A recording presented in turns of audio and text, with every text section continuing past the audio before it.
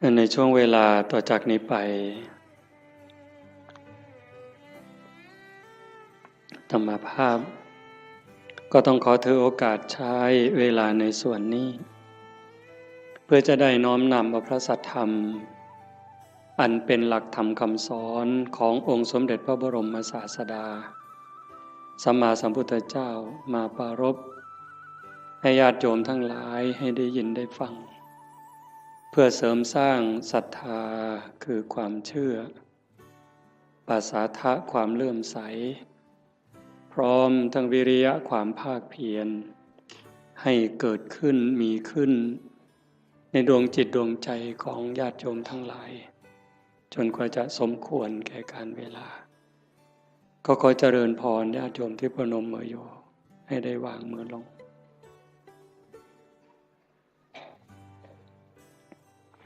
วางมือไว้บนตักนั่งเจริญสมาธิภาวนาควบคู่ไปกับการฟังธรรมคิดดูอีกทีมันก็น่าใจหายวันเวลามันผ่านไปเร็วที่น่าเสียใจน่าเสียดายก็คือมันไม่ได้ผ่านไปเปล่าผ่านแล้วผ่านเลยแล้วเอาความแก่ให้เราเอาความพลัดพรากให้เราพาความตายใกล้เราเข้ามาเราผู้เป็นสัตว์ที่ยังต้องเวียนว่ายตายเกิดไม่รู้จบไม่รู้สิ้นเราก็ยังเผลอเราก็ยังมัวประมาทเหมือนกับว่าเราจะไม่ตายหรือบางคนก็เชื่อว่าตายแต่คิดว่าตายแล้วคงจบหรือยังไงในขณะที่เราหัวเราะสนุกสนานรู้หรือไม่ว่าความตายก็ไม่ได้ปล่อยโอกาสความแก่ก็ไม่ได้ปล่อยให้เราผ่านไปขณะเรากินเราเล่นเราสนุกสนานความแก่ความเจ็บความตายเขาก็ทำหน้าที่ไล่หลังเรามาตลอดเวลาแม้แต่เราทำบุญให้ทานรักษาศีลฟังธรรมเจริญภาวนาความตายความแก่ความเจ็บเขาก็ทำหน้าที่ตามปกติทั้งคนดีคนชั่วคนบุญคนบาปมหาโจรหรือพระอริยเจ้าความแก่ความเจ็บความตายเขาก็ตามหลังมาทำหน้าที่โดยปกติไม่ได้สนใจว่าใครจะเป็นใครแต่ที่องค์สมเด็จพระบรมศาสดาสัมมาสัมพุทธเจ้าสรรเสริญยกย่องให้คุณให้ค่าก็ตรงที่บุคคลนั้นเป็นผู้ไม่ประมาทเราอาจจะมีความสนุกจริงได้กินได้เล่นได้ร้องได้รำได้สนุกสนานเราก็จะเข้าใจว่ามันเป็นความสุขแต่ลึกๆมันมีความรุ่มร้อนเผาลนอยู่ชีวิตชนิดนี้เนี่ยเป็นชีวิตที่ขาดทุนต่อให้มีเงินเป็นหมื่นล้านแสนล้านมีอำนาจล้นฟ้าล้นแผ่นดินมีคนนับถือทั้งโลกแต่ถ้าหากนึกถึงการกระทำของตนเองเมื่อไหร่มีความรู้สึกว่าไม่สบายใจแม้จะมีอำนาจไม่กลัวใครแต่กลัวเขารู้ไม่ได้กลัวเขาจับติดคุกติดตารางหรือเขาจะดูหมิ่นดูแคลนเขาจะเอาไปทำอะไรไม่ได้กลัวตรงนั้นแต่กลัวเขารู้เท่านั้นความสุขก็หายแล้วแม้จะขู่ด้วยสายตาขู่ด้วยคำพูดคนที่รู้เรื่องของเราก็กลัวจนหำหดแต่ตนเองก็กลัวยมบาลจะรู้อยู่เองชนิดนี้แล้วมันหาความสุขไม่เจอความสุขสงบร่มเย็นจริงๆไม่ได้ตรงกันข้าม ต่อให้ยากจนข้นแค้นหูหนวกตาบอดขอทานเลี้ยงชีวิตหากพิจารณาดูแล้วคำพูดความคิดการกระทำของตัวเองนึกถึงทีไรแล้วชื่นใจอิ่มใจภูมิใจสบายใจยิ่งคนรู้คนก็จะมีความสุขตามจะมีความภาคภูมิใจด้วยนั่นแหละเป็นความสุขจริงๆแม้บุคคลพวกนั้นจะตาบอดหูหนวกขอทานเลี้ยงชีวิตแต่นั่นคือเศรษฐีนั่นคือคนรวยรวยบุญรวยกุศลวันนี้เป็นวันฟังธรรมวันธรรมสวนะแต่มาว่าคนไม่มีบุญเนี่ยก็จะไม่มีโอกาสมาร่วมงานบุญแบบนี้ไม่สนใจไม่ใส่ใจฉะนั้นเราท่านทั้งหลายโอกาสที่เราได้เกิดมาเป็นมนุษย์ได้มาพบพระพุทธศาสนาแล้วเราจะปล่อยให้วันเวลามันผ่านไปโดยไร้ประโยชน์ได้อย่างไรเพราะเราไม่แน่ใจไม่มั่นใจเลยว่าถ้าเราสิ้นลมลงไปจากชีวิตนี้แล้วเมื่อกายกับจิตแยกทางกันเดินเราจะไปไหนโยมมั่นใจหรือยังวางใจได้หรือยังว่าเราจะไปไหนถ้าโยมถามอาตมาล่ะพระอาจารย์มั่นใจรู้ทางไปหรือยังอาตมารู้ว่าอาตมาไม่ปลอดภัยโอกาสที่จะร่วงลงสู่อบายนั้นมีสูงมากอันนี้พูดเรื่องจริงเลยเนี่ยโอกาสที่อาตมาจะต้องตกนรกนั่นก็สูง100%โอกาสที่จะไปเป็นเปรตไปเกิดอสุรกายไปเกิดเป็นสัตว์เดรัจฉานก็100%นั่นเพราะอะไร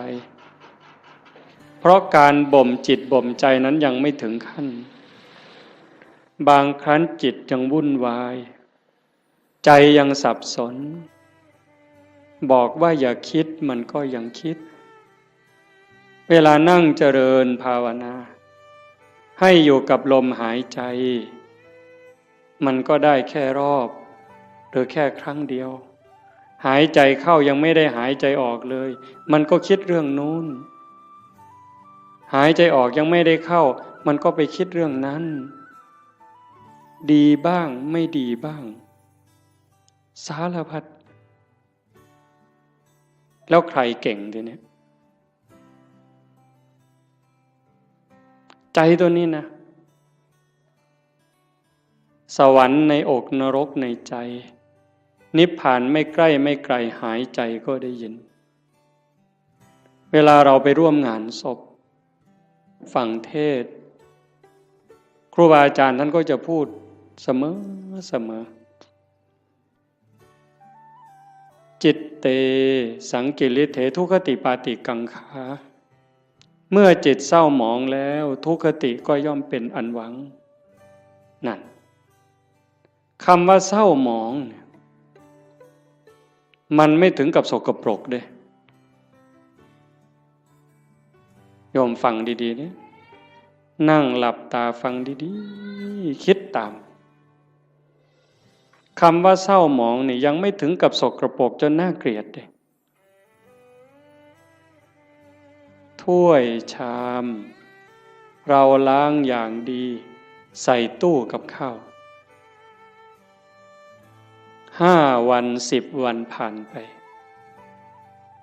ถ้าเราจะใช้ใหม่เนี่ยโยมยังต้องล้างเพราะฝุ่นละเอียดมันเข้าไปจับแล้วถ้ายิ่งเป็นเดือนเนี่ยเรามือไปขีดดูก็จะเป็นรอยในจานนั้นแต่มันไม่ได้สกปรกเกอะกรังน้ำแกงน้ำข้าวน้ำพริกไม่ได้เกี่ยวถึงขนาดนั้น เชื้อราก็ยังไม่เกิดแต่มันเป็นฝุ่นเข้ามาจับจิตใจเราก็เหมือนกันถ้ามันยังหงุดหงิดยังขุ่นเคืองคนพูดไม่ใช่ว่าไม่ถูกหูหรอกมันเพียงแค่เกิดปฏิฆะขุ่นเคืองเท่านั้นจิตก็เศร้าหมองถ้ามันเกิดบ่อยมันก็จะพัฒนาการจากความหงุดหงิดธรรมดาเป็นความขุ่นเคืองหนักขึ้นจนเป็นความโกรธเป็นอาฆาตพยาบาทตามมาถ้าไม่รีบรักษามันยิ่งกว่ามะเร็งอีกเห็นไหมความโลภก็เหมือนกันความโกรธก็เหมือนกันความอิจฉาริษยาก็เหมือนกัน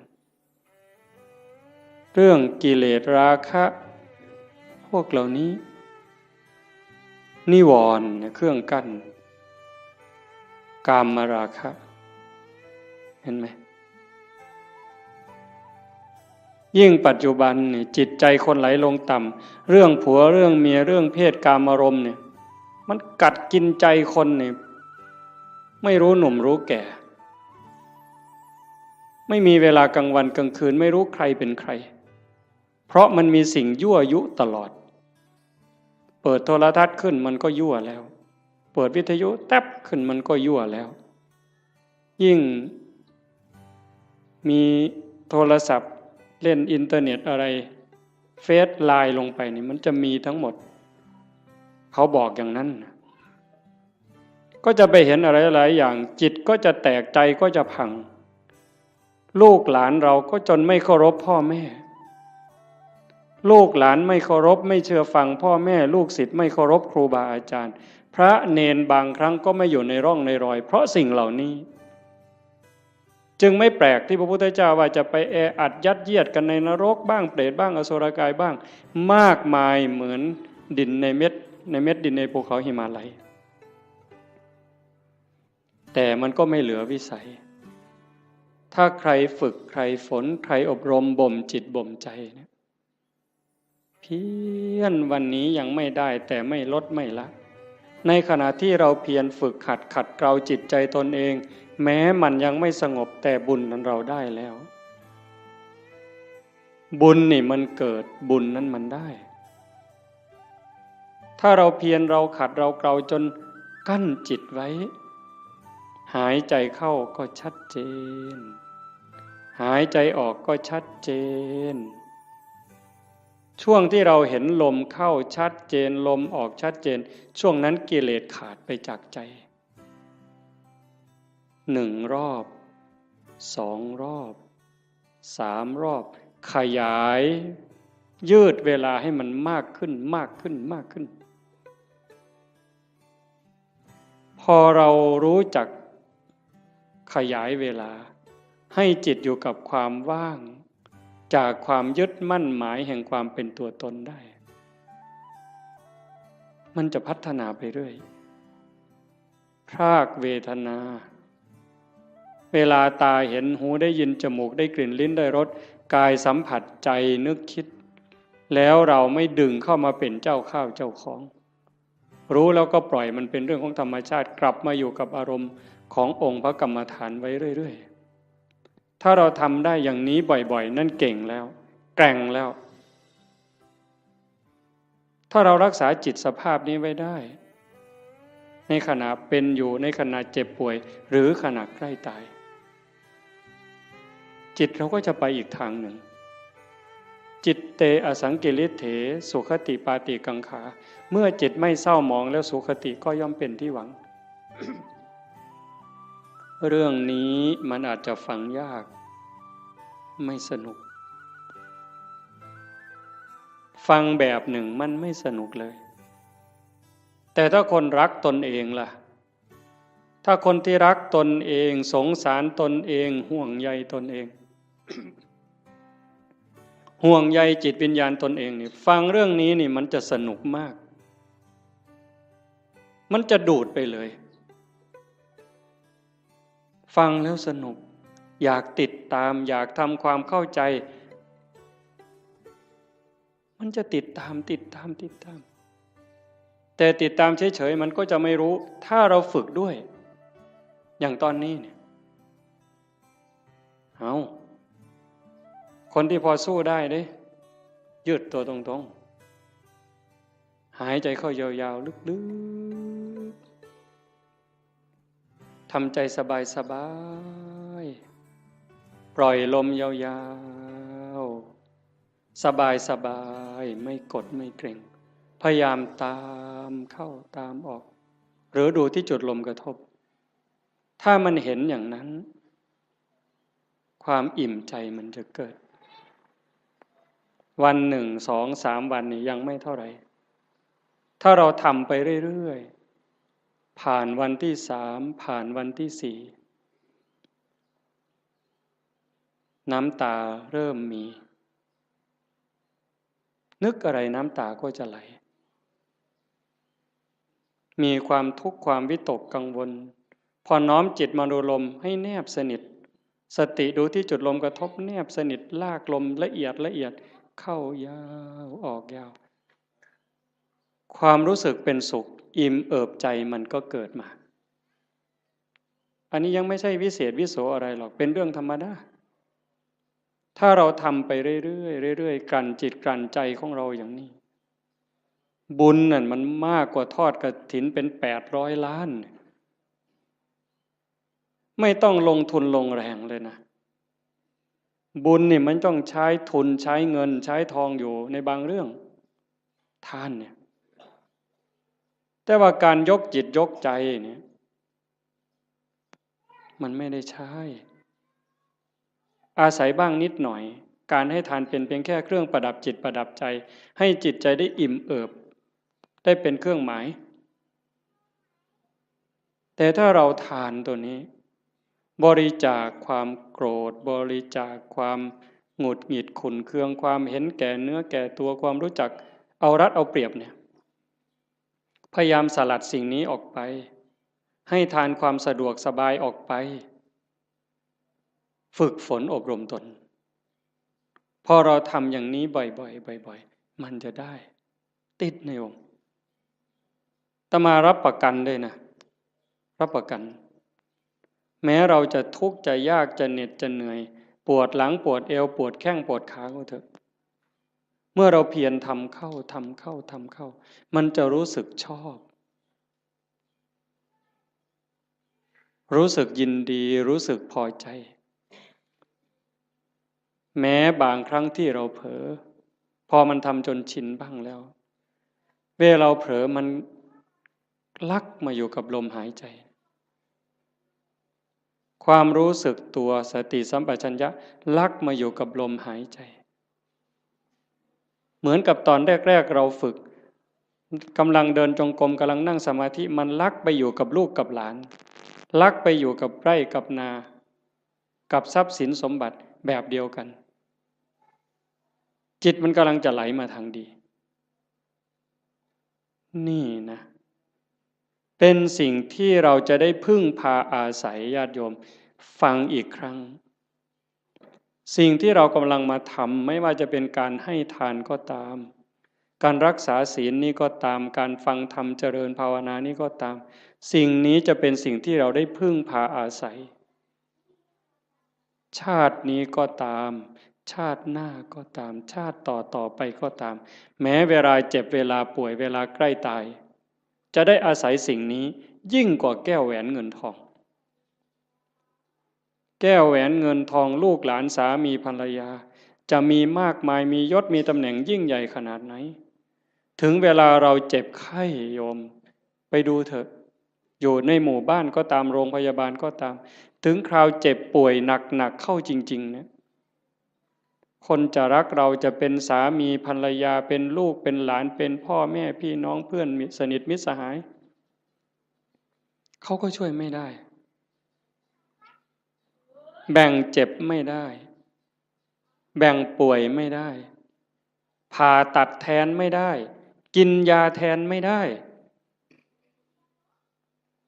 แล้วความหวาดกลัวที่มันเกิดล่ะถ้าบอกว่าต้องผ่าตัดหวาดกลัวไหมกลัวมีดหมอไหม กลัวจะสลบไม่ฟื้นไหมใครแบ่งล่ะพ่อแม่พี่น้องสามีภรรยาเพื่อนพ้องก็เพียงแค่ให้กำลังใจใจดีๆไม่เป็นไรหรอกเขาก็พูดได้เพียงแค่นั้นแต่ถ้าถามว่าถ้าเป็นเขาล่ะก็ไม่ได้ต่างจากเราหากเราฝึกจิตฝึกใจให้มันมีความมั่นคงเนี่ยทำจิตให้มันเกิดความมั่นคงมันไม่หวั่นไม่ไหวตรงนี้นี่ได้เปรียบตายก็ไม่ว่าเป็นอย่างนั้นจริงๆไงโยมเวลาที่เราฝึกสติฝึกสมาธิได้เกิดความมั่นคงเนี่ยมันจะไม่กลัว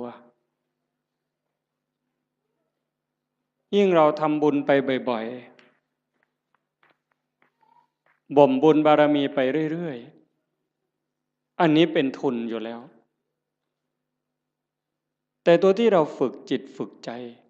ให้เกิดความมั่นคงไม่หวั่นไม่ไหวอันนี้จะหนุนสูงที่สุดยิ่งปัญญารอบรู้เห็นว่าชีวิตเกิดมาแล้วมันเอาแก่มาด้วยมันเอาแก่มาด้วยเอาเจ็บมาด้วยเอาพลัดพรากจากสิ่งรักสิ่งที่หวงแหนให้เราไปประสบกับสิ่งที่เราไม่พึงพอใจไม่ปรารถนาเอาความผิดหวังในเมื่อเราตั้งใจอยากจะได้อย่างนั้นอยากจะมีอย่างนี้แต่ก็ผิดหวังอยู่เรื่อยพอตั้งใจปั๊บหวังปั๊บก็ผิดหวังเลยโยมก็เจอมาทุกคนเกิดเป็นธรรมดาแก่เป็นธรรมดาเจ็บเป็นธรรมดาสุดท้ายก็จะตายเป็นธรรมดาทำไมล่ะถึงต้องตายเพราะตายมันมาพร้อมกับเกิดในเมื่อมันเป็นอย่างนี้เราก็ต้องยอมรับฝึกจิตฝึกใจให้เห็นความจริงอย่างนี้อยู่บ่อยๆเตรียมตัวตายไว้เสมอทุกวันทุกวันมีคนไปกราบถามหลวงปู่พุทธทาสว่าทำอย่างไรชีวิตถึงจะได้ประโยชน์ที่สุดถ้าพูดถึงบุญจะได้บุญมากที่สุด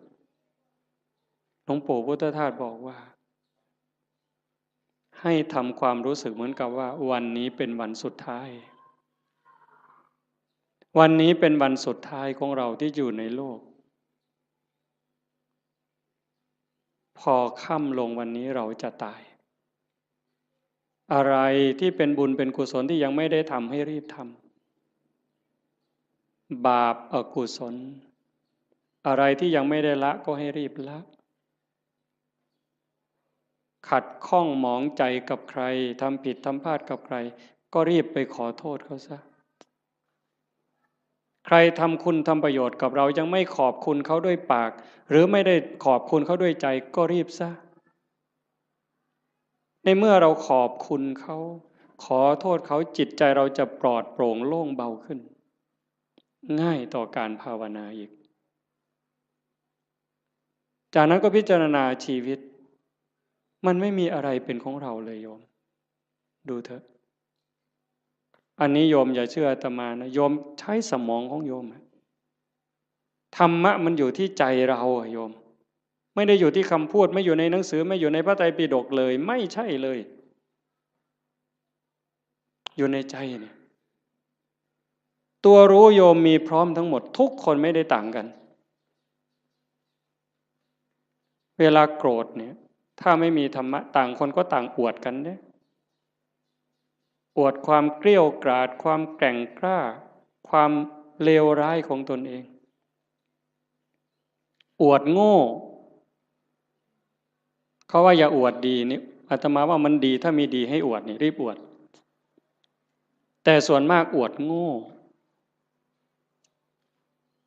เห็นไหมกินเหล้าเลยหลายลังก็ไปอวดเขาว่ากินได้หลายลังอวดโง่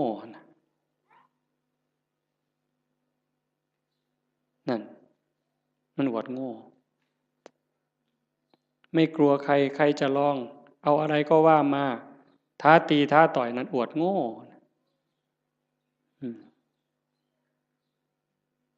แล้วทำไมว่านั่งสมาธิได้3 วัน ไม่ขยับเลยมาแข่งกันไหมเนี่ยทำไมไม่มีใครคุยตัวนี้แต่เรื่องกินเหล้าเรื่องเล่นการพนันเรื่องเจ้าชู้ซ้ำซ้อนเรื่องลักเรื่องขโมยเอามาอวดคุยกันโอ้สิ่งที่เอามาอวดมาอ้างกันนั้นถามว่าเป็นบุญไหมไม่มีเลยเป็นประโยชน์ไหมไม่มีเลยแต่เรื่องนั้นทำจริงเด้ทุ่มเทตลอดชีวิตเด้นั่งเล่นไพ่ทั้งคืนนี่ไม่เยี่ยวเลยผุ่นเป็นเก่งแห้งเลยบ่ปวดเงี้ยวเลยแต่นั่งสมาธิหาหน้าที่เนี่ยข่อยทิกแล้วทิกอีกแล้วข่อยจะไปแล้วเนี่ยมึงที่หลังมันโงนปานนั้นเพิ่นว่าเพิ่นเก่งเนี่ยกันบ่ถือใจมากอย่าจับกูขามันเพิ่นเด้เบิ่นอยู่ดาวบัดเขาโยใส่ถอยหลังจากรถบัดนี้มันบ่จริงหรอก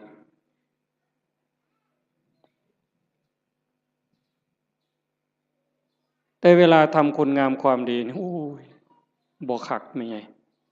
บ่คักเพิ่นเด้เพียรในการประพฤติปฏิบัตินี้ก็ไม่เท่าไหร่แต่ก็ยังดีเรามาขนาดนี้ก็ให้เราเข้าใจว่าเรากำลังเก็บเกี่ยวสัมภารธรรมค่อยๆเก็บค่อยๆตำเก็บกรรมเพิ่มเติมทีละนิดทีละหน่อยอย่าสนุกสนานมากหัดพรากด้วยดิหัดพรากจากลูกจากหลานบ้างเบิ่งจังหนึ่งก็เป็นตะลุโตนย่ายอยู่ดอกกันว่าไปอเสาะเลี้ยงหลานกะยานเขาบ่ให้กินกะทำท่าหักลูกเขาไปสั่นละพอเขาให้อยู่นำที่จริงนี่เขาเห็นหมู่เจ้าหมดประโยชน์แต่โดนแล้วได้หมู่เจ้าฮู้บ่เด้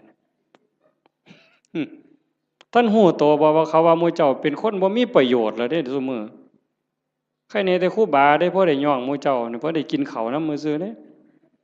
คันลองหมู่เจ้าจังหันบ่ได้โลดครูบาก็บ่เบิ่งหมู่เจ้าพอตายคือกันนี่หิฟ้าวเฮ็ดบุญฟ้าวภาวนาลงวัดลงว่าเอาจริงเอาจังมันสิมีเวลาอีกจักมื้อเจ้าว่าอีกจักหน่อยก็ออกพรรษาแล้วอีก7มื้อนึงลมวีมันนี่ไทจำบีก็ออกเที่ยวซั่นเด้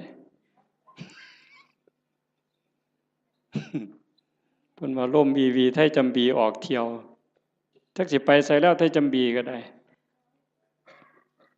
ผู้สิตายแน่นี่ล่ะหาเลิกหายามแล้วเพิ่นสิสึกเพิ่นสิไปรวยเพราะปันเก่าหั่นล่ะมันสิได้พอ3มื้อบ่หัวตีดินคือเก่าอย่ามาคุยโตเว้ยสิสึกเป็นเลี้ยงแม่บ่มีผู้อยู่นำพ่อนำแม่เพิ่นเอาคือดอกโอ้ยบ่เห็นกลุ่มมือจักหลายออกไปปั๊บศพอยู่แก่คันหัวพุ่นบ่พอข้าวตีกันแล้วบักทิศนั่นเพิ่นว่าแม่ยากอีกบัดนี้ไปเว้าคว่ำไปเสียค่าเหล้าให้มันบักทิศทิศมาจากคำว่าบัณฑิตผู้ฮู้ผู้ฉลาดฮู้ดีฮู้ชั่วหมดแล้วเป็นยังไปฆ่ากันตีกันให้แม่ยากให้แม่ไปเสียค่าเหล้ามันปลอมบวชมันจะ3 ศาสตร์พุ่นครูบาเขียวเจ้าของมันหูดำหูแดงมึงนะเพราะว่าโอกาสที่จะอยู่ในสภาพเช่นนี้เวลาที่จะเก็บเกี่ยวบุญกุศลฝึกตนเองแบบนี้มันไม่มีจะหมดโอ้บอกแล้วก็เรื่องหนึ่งเด้อยายเด้อจะว่าเรื่องดีก็ดีเด้เรื่องน่าสลดใจก็น่าสลดใจแต่ทุกอย่างมันมีคู่ในความชั่วก็มีความดีในความรู้สึกสลดใจก็มีความภาคภูมิใจอยู่ในนั้นตอนนี้สามเณรทางจังหวัดศรีสะเกษ19 สามเณรในโรงเรียนนี่แหละเพราะมันป่านนั่นนี่ยังเป็นของจริงอย่าไปเห็นเราเด้อปล่อยแล้วกันสุดยอดแล้วนะ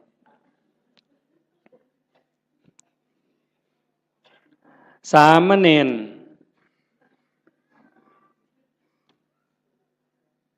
เห็นญาติโยมไปจำศีลเนี่ยฟังดีๆได้เรื่องนี้นะ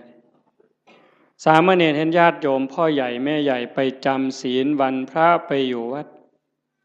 โยมตั้งใจไปปฏิบัตินิมนต์พระพาเดินจงกรมพระกับผ้ายางจงกรมบ่ได้บูจักดอกเฮ็ดเอาโลดพาทำวัดในขน่อยว่าไปโลดมื้อเจ้านั่นว่าไปโลดบ่แม่นแถวร้อยเอ็ดได้บ่เพิ่นศรีสะเกษดอกมาหัวเฮ็ดหยังเดี๋ยวนี้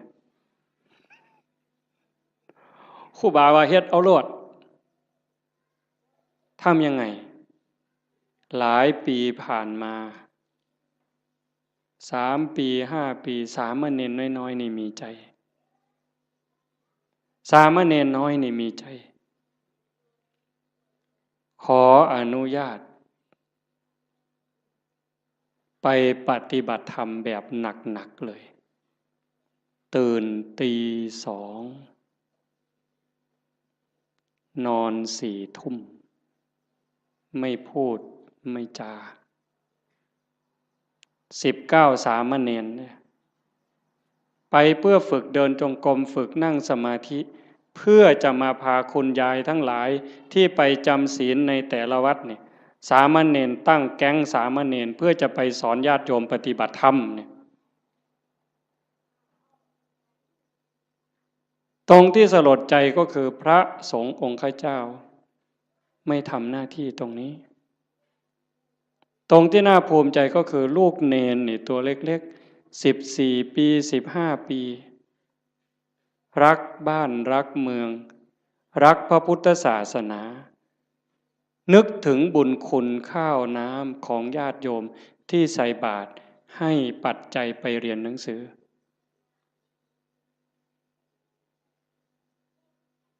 เหตุการณ์นี้เกิดขึ้นแล้วอาตมาได้ยินข่าวอาตมาก็จะสนับสนุนเต็มกำลังเลยตัวเนี้ยฉะนั้นญาติโยมโอกาสที่เราจะมีโอกาสมาร่วมกันฟังธรรมประพฤติปฏิบัติมีครูบาอาจารย์ที่ชักชวนวิงวอนขอร้องให้เราทำอย่างนี้ไม่ใช่เรื่องง่ายเป็นเรื่องที่หายากที่สุดในเมื่อเราได้แล้วมีแล้วพบแล้วเจอแล้วอย่าปล่อยให้มันผ่านไปเปล่าให้เราได้ตั้งใจฝึกฝนอบรมบ่มจิตบ่มใจตนเองอย่าไปเสียดายอย่าไปอาลัยกับความสุขความสบายแบบโลกมากนักอย่าไปอยากร่ำอยากรวยถ้าจะรวยมันก็รวยแล้วเฮ็ดมาตั้งแต่หัวทอบักแข่งหมดตั้งแต่เป็นบ่าวเป็นสาวก็เฮ็ดมาเต็มกำลังแต่งการแต่งงานมีขอบมีขั้วก็หัวหม่นก้นซุบปากกัดตีนยันบาแบกหลังหนุนคำบ่ได้ยืนขึ้นบ่ได้อยู่ปานนั่นมันก็บ่พออยู่พอกินบัดหัวงอกก่อนซ่อนเราสิหวังรวยนี่โอ้ยหมู่ข่อยว่าเจ้ากินยาพิษเม็ดแล้วข่อยว่าเนี่ย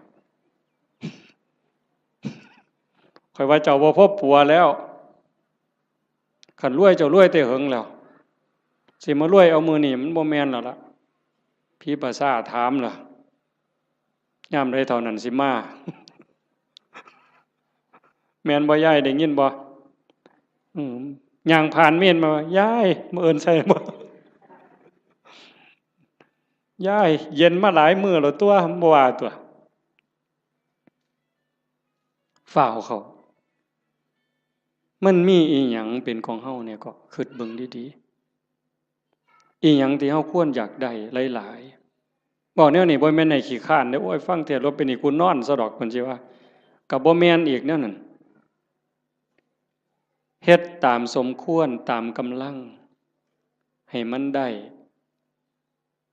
พระพุทธเจ้าเพิ่นบ่สอนให้ขี้คร้านขยันแฮงแต่ดีแต่ว่าให้ฮู้ว่าสิ่งเหล่านี้เนี่ยเป็นสมบัติของโลก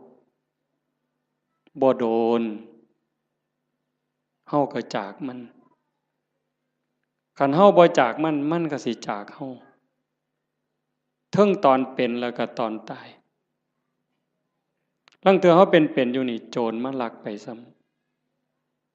ลังเทื่อมันลักเอาโดยมันบ่บอกเฮาลังเทื่อมันมาญาติเอาซื่อๆดีบ่ดีเฮาเจ็บย้อนทรัพย์เจ้าของเขายืมแล้วบ่คืนอันนี้ก็มีอยู่เห็นบ่อันนั้นของภายนอกแม้แต่ของภายในที่เฮามีโยมว่ามีหยังเหรอโยมสำบายแน่เอาถามโยมเด้นี่แม่ใหญ่หมู่เจ้าเฒ่าแล้ว70ก็มีแล้วหมู่เจ้าสำบายย้อนมีอีหยังแหน่ลองเว้าให้ฟังเบิ่งมีลูกยากนำลูกบ่คิดเบิ่งดีๆบ่มีลูกนี่ย้อนสำบายนำลูกกับยากนำลูกอีหยังหลายกว่ากันตอบแบบถูกต้องเด้เจ้าอย่าหาวเด้อย่ามาเว้าเอาใจอาตมาเด้เอาใจเจ้าของมีหลานระวังภูมิใจดีใจกับหลานกับยากน้ำหลานนี่อันใดหลายกว่ากันมีมีหน้าดีใจน้ำหน้าภูมิใจสำบายย้อนมีหน้ากับยากน้ำมีหน้าอีหยังหลายกว่ากันเอาเว้าเนี่ยเฮาอยากได้นี่มีรถแล้วนี่ยากน้ำรถกับสำบายน้ำรถนี่อันใดหลายกว่ากันจักหน่อยมันก็ว่าน้ำมันหมดน้ำมันเชื้อเพลิงหมดน้ำมันเครื่องหมดยางเหี่ยนเบรกบ่ดีไฟบ่ออกแต่บ่ดังตำรวจจับเอาที่ไรเจ้า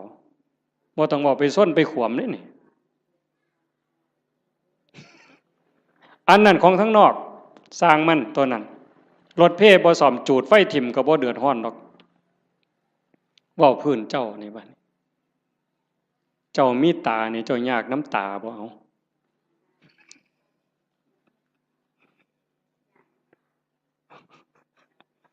บ่ทันว่าไปฮอดขาดอกว่าซ้ำตานี่เอายากน้ำมันบ่นี่มีผมนี่จะว่ายากน้ำผมนี่ซ้ำใดเจ้าว่าตั้งแต่เจ้าเกิดมาตั้งแต่โกนผมไฟตั้งแต่ตัดมาแต่ฮอดพุ่นตั้งแต่พุ่นจนฮอดพี่หมดจักแสนเหรอค่าตัดผมเนี่ยค่าตัดค่าย้อมมันนี่หมดไปจักแสนผู้บางคนผมยื้อผมซื้อกับเฮ็ดให้มันหยองเอาลองเบิ่งเจ้าเอาผู้หยองกับเฮ็ดให้มันซื้อเอาลองเบิ่งบ้าบ่พอปัวเนี่ยเอามันยาวก็ไปตัดให้มันสั่นผู้สั่นไปต่อเอาลองเบิ่งเจ้าผู้ผมดำก็ไปย้อมผมแดงเอาลองลองเบิ่งยากสำเร็จนี่ย้ำผมเหนียวหวยบ่ต้องบอกถึงมันเป็นรังแค่บ่ต้องบอกถึงกับสากับล่างได้นี่ซ้ำยากน้ำสียากน้ำหวีมันนี่ก็พอแห้งแล้วมือหนึ่งหวีแสกกลางมือหนึ่งเป๋ไปทั้งซ้ายมือหนึ่งเป๋ไปทั้งขวามือหนึ่งหวีเสยไปทั้งหลังขย่มพ่อใหญ่กำนันเนี่ยหมอหนึ่งหวีทั้งงอนมาปกไว้หน้าผากเนี่ยโอ้ร้องเบิ่งที่ละคนมันยิ่งยากสำเร็จยากสำน้ำผมซื่อๆเนี่ยโอ้บอกผื่นป่าคนเนี่ยแต่มามันพอสมควรเด้อเนี่ยมู่ว่าของยากจักเม็ดเด้อเนี่ยตั้งแต่ก่อนหวีเรียบร้อยสมมุติมันเฮ็ดเป็นตั้งเฮ็ดหัวจรวดขึ้นมาอีกก็เทื่อมันสิเฮ็ดได้ไม่ไงอันนี้พื้นผมเนี่ยตาก็ยากน้ำตาขันมันเป็นโรคต่อกระจกต่อเนื้อต่อลมต่อหินเอาทีละหูล่ะยากน้ำหูบ่มันก็ดีอยู่มันได้ยินแต่ว่าได้ยินเขาด่ากับขอดมันมีหูเนี่ยละเว้ยขันกูหูหนวกกูก็สิบ่เดือดร้อนซะดอก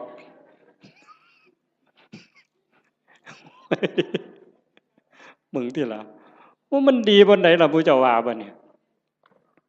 พระพุทธเจ้าเพิ่นสอนกรรมฐานนี่หลวงพ่อเจ้าคณะอำเภอ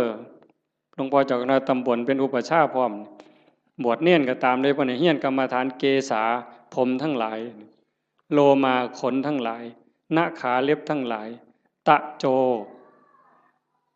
อีหยังทันตาฟันตะโจหนังผมขนเล็บฟันหนัง ตั้งแต่ขนตาซื่อๆนี่ไม่ไงยากบ่ขนตาเจ้าวะมันก็บ่ได้ยากนะมันปานใดล่ะมันอยู่ซื่อๆบัดมันโลนเข้ามาแท่งเข้าทั้งในนี่เจ้าโอ้ยกูมาคือละงนหวยคักแต่น้อบัดนี้เนาะขนตาซื่อๆนี่ได้นี่บ่พอล้มพอตายแต่มันหันหนหวยเนาะแขวบาดนี้เอาผมขนเล็บเอาเล็บก่อนตัดมาหลายปานใดนี่เล็บหมดมีดจักดวงขูดไปเท่าใดอันนี้ง่ายๆได้แบบครูบาตัดทิ่มแล้วกันแล้ว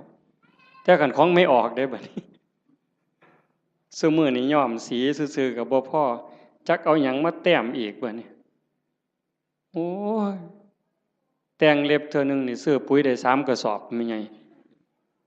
บ้าบ่จะว่าหั่น จักเล็บมือเล็บตีนเนี่ยอันนี้กรรมฐานในพระพุทธเจ้าให้เฮียนเด้เล็บตีนผู้บางคนก็ตัดเองบ่ได้ไปให้เขาตัดให้อันไข้อยู่ค่ะมันบ่เจ็บบ่ปวดสมัยนี้บ่มีผู้ใดเป็นเล็บตีนสักปานใดติเนาะจักสิว่าปวดจักสิว่าคันจักสิว่าเจ็บเหม็นก็เหม็นเว้ยแต่ว่ากีมแล้วเพิ่นบ่ถิ่มเด้อล่ะเป็นอยู่บ่ทั้ง101นี่กีมเล็บตีนเน่ามาดมนึงโอ้ยข่อยว่าพ่อไปถิ่มบ่ซุคนน่ะล่ะเว้ยบ้าใหญ่อยู่เด้นี่คันว่าเจ้าของดีหมดได้ไผก็ได้บัดเบิ่งจังซี่ล่ะมันบ้าคือดีเจ้าทบทวนเจ้าของให้มันคักๆโลดแขวบัดนี้เบิ่งเด็กน้อยซุมื้อมันเอาหยังสัดแขวมันน่ะจักสีหยังตัวสีหยังแปลงแล้วก็บ่พอต้องมีแนวมาม่วนปากอีกเขาก็หนูทางมาโฆษณาล่อเฮาเด้เห็นแนวม่วนปากกันเนี่ยถ้ามาบ่หารใส่เว้ยโยมเอามาถวายยามใดอาตมาก็เอ้ยมันตะขี้เดียดไว้จักขึ้นแนวใดอาตมาบ่เข้าใจเจ้าของคือกันล่อให้ผู้อื่นเสยเอาไปแนวว่าซั่นปานเฮาสิโซกปรกปานนั้นเนาะสีแขวเราก็สิแล้วตัวเว้ยม่วนปากเราก็สิแล้วตัวยังสิมาม่วนปากอีหยังลิตเตอรีนอีกทุกซอกทุกมุมอยู่กูบ่ใส่น้ำสูกูบ่ปวงปานนั้นดอกเว้ยบัดมันแขวปวดขึ้นมาเด้บัดปวดมาเจ็บมาบัดได้ยิ้มใส่กันตอนเป็นบ่าวเป็นสาวเพิ่นก็ว่าเพิ่นคักพุ่นล่ะมีความสุขอยู่ยิ้มใส่กันนั่นแต่ว่ามันปวดขึ้นมานี่แล้วแม่ใหญ่บัดนี้ไว้โยมสมมุติว่าอาตมามีมนต์พิเศษคาถาดีๆนี่เสกให้โยมรวยผู้ละ100 ล้านหมดซุคนนี่เอาบ่ยายเพียงเท่าเดียวนี่เงินในบัญชีตุ๊บผู้ละ100 ล้านซุคนเอาบ่ยายไผเอาแน่ยกมือแต่ว่ามีข้อแม้เจ้าต้องปวดแขวตลอดชาติเอาบ่ยายเอาเสียเงิน100 ล้านไปปัวปวดแขวบ่ให้เศร้าเด้คาถานี่ต้นตายเด้บ่เอาเห็นบ่หนังล่ะบัดนี้นี่คือกรรมฐานที่พระพุทธเจ้าเพิ่นให้เฮียนได้อุปชา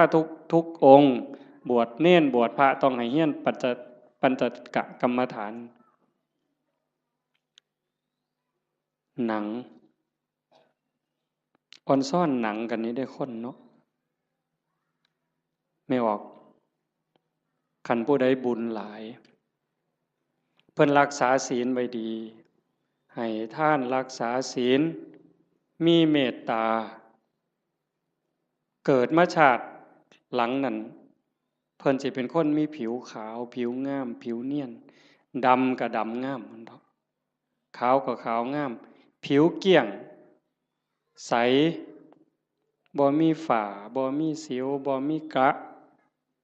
หนังเต่งตึงเป่งปังว่าซั่นเนาะอันนั้นย้อนบุญเด้อันผู้บางคนบัดนี้ขาวก็ขาวอยู่ดำก็ดำอยู่แต่ว่าเป็นด่างๆจังซี่ก็มีย้อนบาปด้วยนั่นย้อนบาปบ่มีศีลแน่ขี้โกรธขี้เคียดแน่อาฆาตจองเวรแน่สารพัดนั่นล่ะบาปบ่น้ำบาป มันนี่ก็มาหลงกันอยู่บนนี้จริงๆนั่นมันก็มีแค่หนังบางๆเพิ่นว่าหนังของเราผู้หนึ่งหนังกำพร้าที่บอกว่าสวยผิวเนียนขาวอมชมพูเนี่ยกับผิวดำผิวด่างขี้กากขี้เกลื่อนทั้งหมดเนี่ยแต่ละคนนี่ลอกออกมาปั้นเขากลมๆนี่ทอกับบักท่านหน่วยเดียวซ้ำนี่นึงนี่ห่อไว้ซ้ำนี่ล่ะมองเฮาหลงกันว่างามบ่งามก็ซ้ำนี่ล่ะแต่คันขูดหนังกำพร้านั่นออกมาปึ๊บมันสิคือกันหมด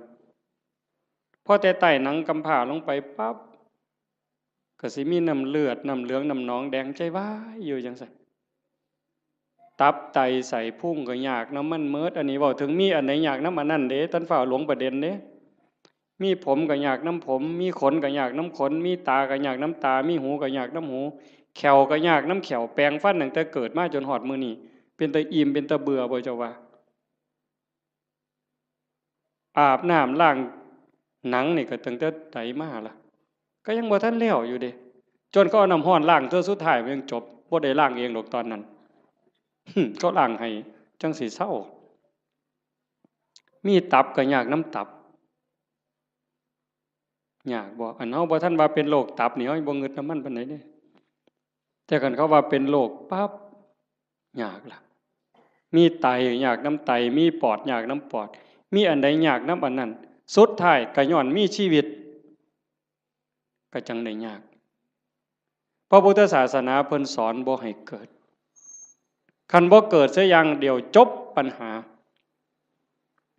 ที่เฮาต้องมาทุกข์มายากมาลำบากลำบนมาเกิดมาแก่มาเจ็บมาตายนี่ย้อนมันมีเกิดเฮ็ดจังไดจังสิบ่ได้เกิดเฮ็ดตามคำสอนพระพุทธเจ้าก็เริ่มต้นจากการละบาปซะก่อนละบาปบ่ทำบาปด้วยกายวาจาใจแล้วก็ทำบุญกุศลให้หลายๆทำบุญด้วยกายด้วยวาจาด้วยใจให้ทานรักษาศีลเจริญภาวนาฟังเทศน์ฟังธรรมอ่อนน้อมถ่อมตนก็เฮ็ดอยู่จังซี่เพียรประพฤติปฏิบัติขัดเกลาเจ้าของเฮ็ดบุญกุศลให้หลายๆแล้วก็ฝึกชำระจิตชำระใจให้มันสะอาดบริสุทธิ์เฮ็ดหยังลงไปแล้วให้มันผ่านไปได้บ่คันบ่ภาวนานี่จบเลยบัดนี้ตรงนี้ใส่เวลาอีกจักนิดนึงสะจิตตะปริโยทปนังชำระจิตให้ขาวรอบจากการละบาปมาบำเพ็ญบุญกุศลให้หลายๆเป็นเครื่องรอเลี้ยงเป็นเครื่องจูงจิตจูงใจยกจิตยกใจแล้วมาว่างฝึกปล่อยฝึกว่างโดยเฉพาะเจริญพระกรรมฐานหัดให้กายกับใจทำงานอันเดียวกันเมื่อกายกับใจทำหน้าที่อันเดียวกันอยู่ในอารมณ์ปัจจุบันหรือปัจจุบันธรรมเนี่ยจิตเราจะวางจากอารมณ์ข้างนอกธรรมะเป็นอากาลิโกปฏิบัติได้ให้ผลได้ไม่จำกัดการนี่คือความพิเศษพุทธศาสนาไม่มีเสื่อมไม่เคยเสื่อมแล้วก็จะไม่เสื่อมให้ผลตลอดเวลาอากาลิโกปฏิบัติได้ให้ผลได้ไม่จำกัดการสันทิฏฐิโกเป็นสิ่งที่ผู้ศึกษาและปฏิบัติจะพึงเห็นได้ด้วยตนเองผู้ศึกษาและปฏิบัติจะพึงเห็นได้ด้วยตนเองสันทิฏฐิโกเป็นสิ่งที่ผู้ศึกษาปฏิบัติพึงเห็นได้ตนเองอากาลิโกปฏิบัติได้ให้ผลได้ไม่จำกัดการเอหิปัสสิโกเป็นสิ่งที่เรียกให้มาดูท้าพิสูจน์เรียกมาดูโยมก็ลองทำตอนนี้เมื่อเราหายใจเข้ายาวสบายลองดูนี่หรือจะยุบหนอพองหนอพุทโธสัมมาอรหังอะไรก็ตามคือกันเหมิดอย่าไปเถียงกันเด้อีหยังผิดอีหยังถูกอันนั้นท่านเว้าฮอดผิดฮอดถูกดอกเบื้องต้นเนี่ยมันจะคือกันหมดคือกันแต่มันสิส่งไปฮอดไสมันมีสันมีเหย้ากลัวกันอยู่ไปได้กลัวกันอยู่แต่ว่าเบื้องต้นเนี่ยมันจะคือกันหมด พียงแค่เป็นอุบายเฮ็ดให้จิตสงบให้ใจสงบมันสิคือกันพุทโธก็ตามยุบหนอพองหนอก็ตามสัมมาอรหังก็ตามหรือบ่ว่าหยังก็ตามเบิ่งแต่ลมหายใจซื่อๆอาตมาบ่ว่าหยังดอกมันขี้คร้านคันใส่ก็ใส่เสริมจักนิดนึง5 นาที10 นาทีพอได้เรื่องแล้วก็ปล่อยส่วนมากก็เบิ่งลมหายใจเข้าลมหายใจออกลองเบิ่งตอนนี้หายใจเข้ายาวสบายสบายไม่กดไม่เกร็งออกยาวสบายสบายไม่กดไม่เกร็งหายใจเข้าก็รู้หายใจออกก็รู้ลมสั้นก็รู้ลมยาวก็รู้ลมหยาบก็รู้ลมละเอียดก็รู้เฮ็ดอยู่ซ้ำนี้ล่ะเมื่อเฮาเฮ็ดไปเรื่อยๆเรื่อยๆพอใจเฮ็ดยินดีเฮ็ดสงบหรือบ่สงบบ่เกี่ยวหวังอย่างเดียวว่าเราทำเพื่อบูชาพระพุทธเจ้าถวายเป็นพุทธบูชาคิดเอาซ้ำนั้นบ่ต้องหวังดอกว่าสิไปเห็นเลขเห็นหวยเทวบุตรเทวดานรกสวรรค์สิให้ดีกว่าไผก็บ่ว่าบ่อยากให้ไผย่องซ้ำบ่งึดแต่เฮาจะเฮ็ดเพื่อถวายเป็นพุทธบูชาแต่อย่าลืมว่าทุกครั้งที่เรามีสติในปัจจุบันธรรมหายใจเข้ารู้หายใจออกรู้นั่นเป็นการพรากจิตจากอดีตพรากจิตจากอนาคตถ้าอยู่กับปัจจุบันได้นั่นคือชำระจิตอยู่ตลอดถ้าเราย้อนไปสู่อดีตปั๊บความทุกข์จะเกิดทันทีอย่าเชื่อเด้ผู้ศึกษาและปฏิบัติจะพึงเห็นได้ด้วยตนเองเด้เมื่อจิตย้อนไปสู่อดีตจะเป็นต้นเหตุทันทีจิตที่ส่งออกนอกเนี่ยเป็นสมุทัยผลที่เกิดจากจะส่งจิตออกนอกเนี่ยจะเป็นทุกข์ย้อนไปอดีตปั๊บคือเห็นตอนเป็นบ่าวเป็นสาวมือเจ้าไปเลี้ยงงัวไปจีบกันเป็นยังไงคือหอดความเก่าความหลังจิตหล่องลอยไปแล้วลังเธอก็ดีใจก็ย้อนความหลงนั่นแหละทุกข์ได้ฮะเห็นเขาบอกให้เสียใจเห็นเขานอกใจคือคนนั้นด่าคนนี้ว่าเฮาคนนั้นเอาเปรียบเฮาทุกข์อีกโกรธอาฆาตเป็นทุกข์เห็นบ่ขันบ่ย้อนไปอดีตเตลิดไปสู่อนาคตมื้ออื่นสิเป็นจังใดสิกินหยังอยู่หยังลูกสิเป็นจังใดหลานสิเป็นจังใดทุกข์อีกล่ะวาดวิมานในอากาศหวังกระทุกข์แต่ขันอยู่กับปัจจุบันปั๊บย้อนกลับมาอยู่ในลมหายใจหรืออยู่ที่พุทโธหรือสัมมาอรหังยุบหนอพองหนอปั๊บจิตพรากจากอดีตพรากจากอนาคตมาอยู่กับปัจจุบันจิตจะมีความสงบขึ้นมาถ้าเขาทำให้มันต่อจาก1 รอบหายใจเข้ายาวรู้ออกรู้1 รอบเข้ายาวออกยาว2 รอบขันติดต่อกัน1 รอบ2 รอบ3 รอบ4 รอบเก่งเด้บ่เฮ็ดได้ง่ายปานใดเด้ลองเบิ่งนี่เอายืดตัวตรงๆสบายๆแขนขาบ่ต้องเกร็งหายใจเข้ายาว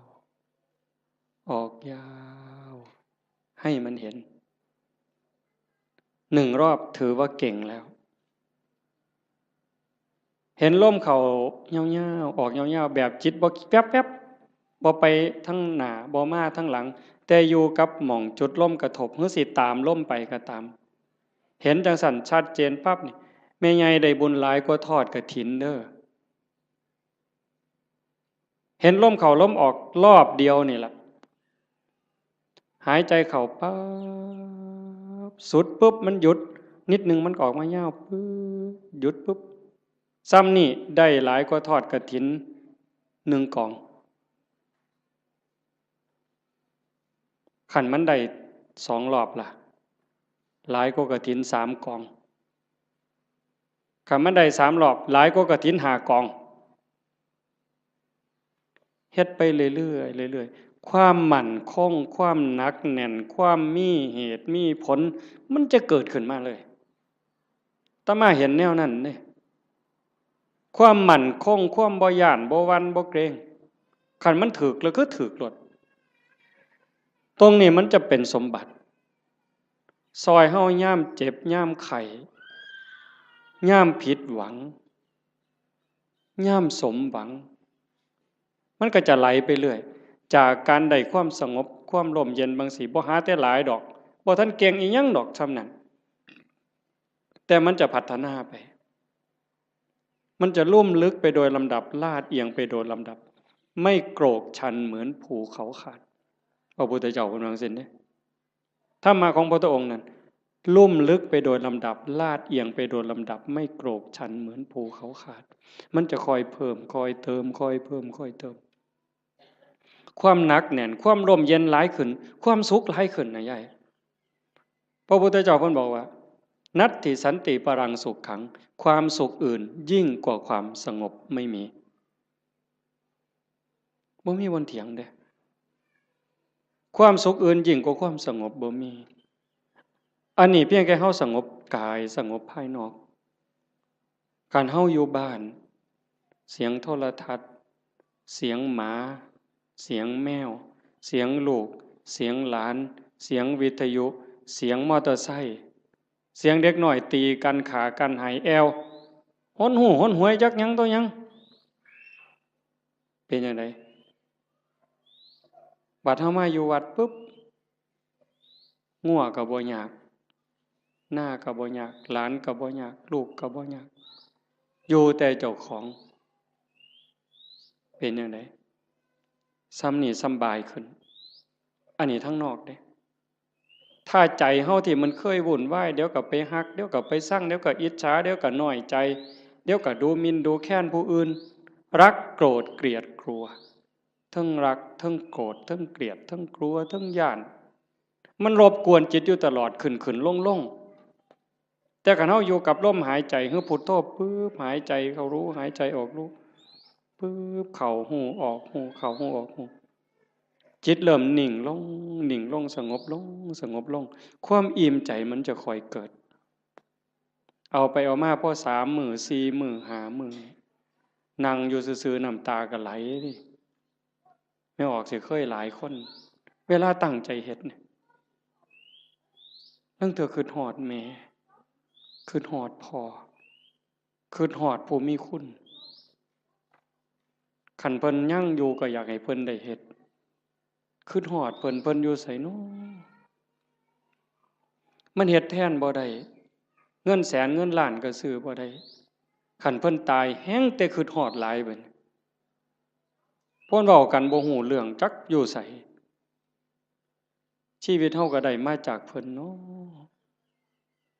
ได้อยู่ได้กินก็ย้อนเพิ่นได้เป็นขู่เป็นคนมาฮอดมื้อนี้ก็ย้อนเพิ่นสิตอบแทนแนวใดคิดไปจังซี่ก็น้ำตาพังยาวๆๆเฮ็ดจังไดบัดนี้สรุปโอ้ยเฮาก็ต้องเฮ็ดดีแล้วบัดนี้แม่ตายจากพ่อตายจากเพิ่นมาเฮ็ดนำเฮาบ่ได้ชีวิตเฮาก็เป็นของเพิ่นเฮาเฮ็ดดีเพิ่นก็ได้นำสิตั้งใจเฮ็ดดีเว้าก็ให้มันดีเป็นประโยชน์กับตนเองและผู้อื่นอันใดสิเป็นประโยชน์กับโลกกับสังคมกับประเทศชาติกับศาสนาทุ่มเทโลดบัดพ่อก็สิได้นำแม่ก็สิได้นำคนดีมันเกิดขึ้นบ่นี้โยมพอมันสิได้พิจารณาเองของมันจากนี่ผ่านไปก็เก่งไปนำอีกเบิดยามมีแนวมากระทบตากระทบจิตกระทบกายกระทบใจอิหยังก็แล้วแต่มันก็พากได้สติขึ้นมาปึ๊บน้ำตาขูอยู่ๆนี่มันหยุดจึกโลดเฮ้ยโง่ไปแล้วอันนี้บ่แม่นแล้ว ภาคความรู้สึกนั้นออกมาเป็นจังซี่เด้ยกจิตออกมาเลยเป็นผู้เบิ่งโอ้มันเป็นเรื่องธรรมดาตัวเกิดแก่เจ็บตายเป็นธรรมดามันก็สิสอนอีกเจ้าสิมาเสียใจหยังตอนนี้ตั้งแต่ตอนเพิ่นอยู่นำเจ้าคือบ่เฮ็ดดีนำเพิ่นนอกจากผู้ที่ตายไปแล้วผู้ที่ยังได้เจ้าเฮ็ดดีจังไดกับเขาอีกเจ้าสิมาห้องไห้ขึ้นฮอดแต่ผู้ตายบัดผู้ยังเจ้าบ่เบิ่งเอาเจ้าสิเสียใจอีกที่หลังบ่นี่มันก็จะสอนมาเองเจ้าของนี่สอนเจ้าของเป็นจังซี่ได้ยายจากนั้นตาเห็นหูได้ยินจมูกได้กลิ่นลิ้นได้รสสติมันมาท่านปุ๊บเคยหักมันก็สิตัดจึดออกบ่หักเคยเป็นตาสร้างมันสิตัดจึกบ่สร้างนำบ่หักนำบ่สร้างนำบ่ยินดีนำบ่ยินหายนำมันจะอยู่กับมันอย่างเดียวฮอดกินข้าวกินน้ำแซ่บมันก็บ่แซ่บบ่แซ่บมันก็บ่แม่นบ่แซ่บมันหู้ซื่อๆแล้วก็แล้วด่ากับย่องซ้ำกันบัดเจ้าสิสรรเสริญเจ้าสินินทาสิดูถูกข่อยก็ซ้ำเก่ามันเข้าใจอ่ะนี่คือการยกจิตเด้อโยมบ่แม่นเฮาสิมาเอาบุญซื่อๆเด้ครูบาคือกันเด้บวชเอาบุญน่ะมันเป็นเรื่องเด็กน้อยนี่ไงเว้าหมู่เจ้านำนะซะบัดนี้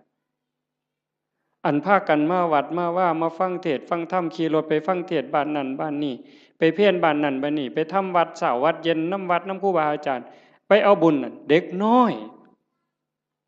เศร้าเล่นเฮือนน้อยได้บ่เดี๋ยวนี้ฮะ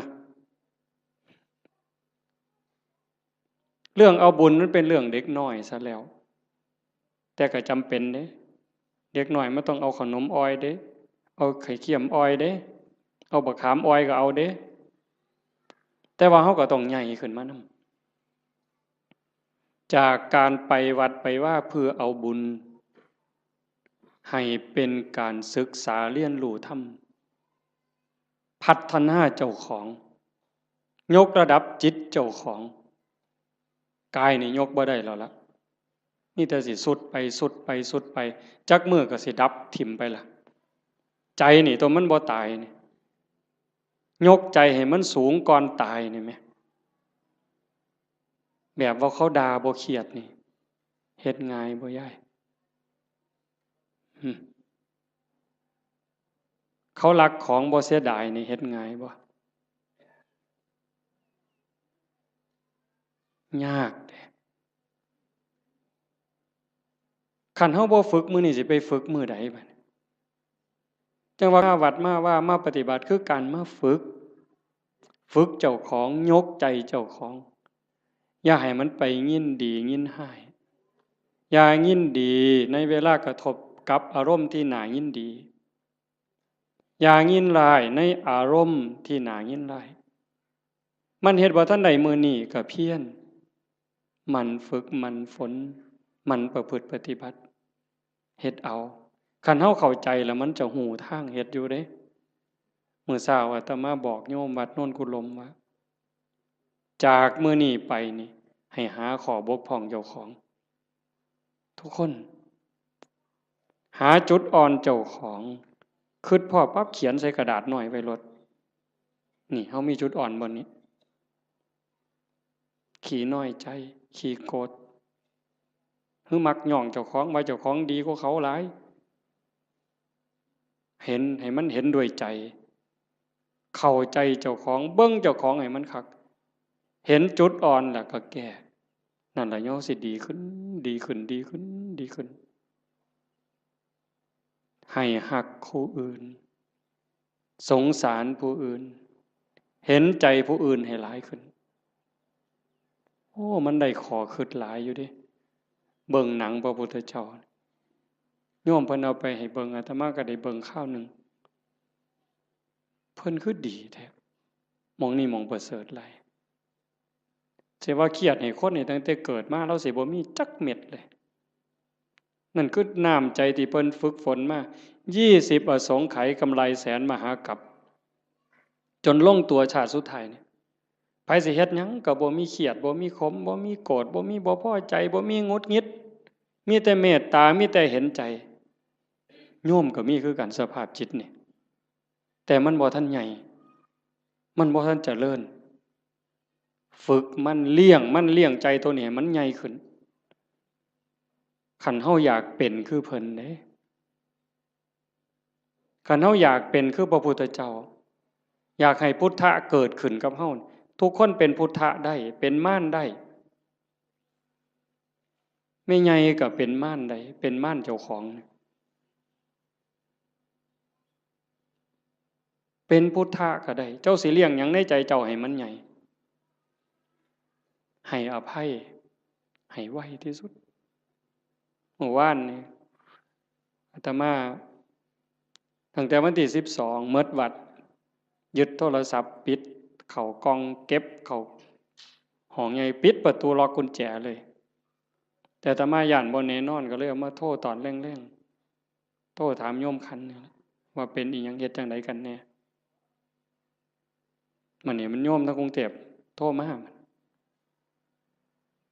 คุยกันเพิ่นก็ว่ามีเรื่องบางอย่างที่บ่พอใจกันอาตมาก็เลยว่าคันท่าคิดว่าเป็นลูกศิษย์พระพุทธเจ้าก็อย่าเครียดคันให้อภัยเป็นลูกศิษย์พระพุทธเจ้าถ้าผูกโกรธเป็นลูกศิษย์พญามารโอ้ยบ่เอาแล้วแนวนี้เว้ยว่าโยมลงเป็นลูกศิษย์พระพุทธเจ้าเพิ่นว่าเอ้าเจ้าเป็นลูกศิษย์พระพุทธเจ้าเจ้าก็อย่าไปเครียดติล่ะเศร้าเครียดติล่ะบ่แม่นผู้ใดให้เจ้าเป็นได้เจ้าเป็นเองแน่นั่นว่าโอ้ยถ้าอย่างนั้นโยมไม่โกรธแล้วเพิ่นว่าถ้าโกรธถ้าแค้นถ้าอาฆาตก็เป็นลูกศิษย์พระเทวทัตหลุดแล้วเจ้าเอาวะล่ะเลยพระเทวทัตไปฮอดลูกศิษย์พญามารพุ่นแต่ขันหูจักให้อภัยผู้อื่นสงสารเมตตาผู้อื่นให้โอกาสผู้อื่นเป็นลูกศิษย์พระพุทธเจ้าพุทธังสรณังคัจฉามิเพิ่นว่าเด้ไม่ไงว่าอยู่บ่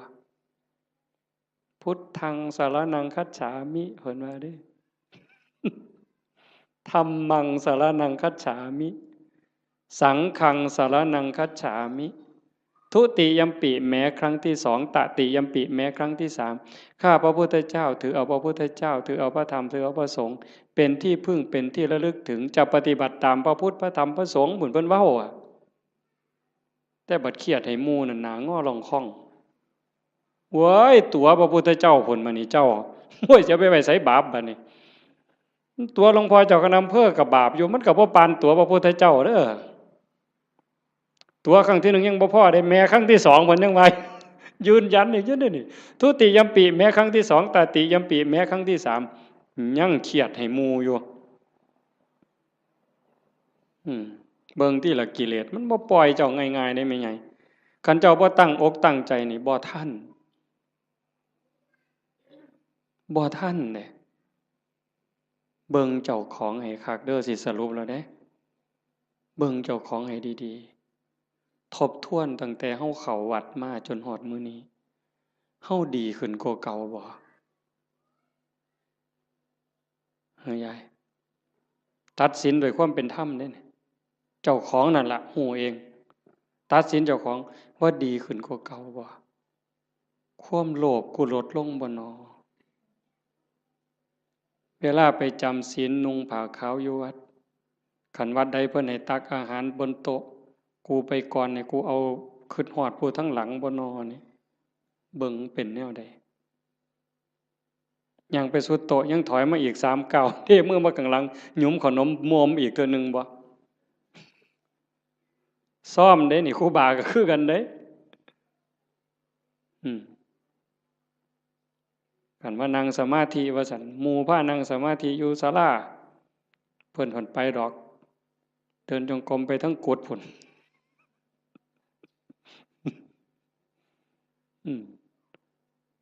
ยามปฏิบัติธรรมงานปริวาสคือกัน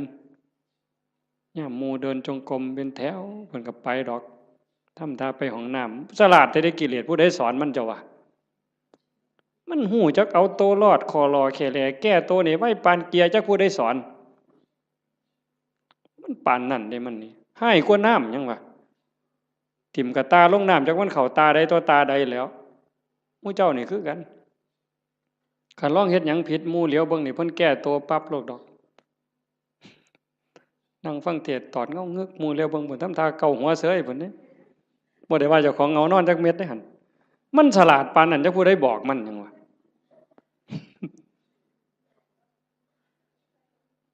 เดินจงกรมงอกงอกไปทางกดเพิ่นปั๊บหมุนปึ๊บ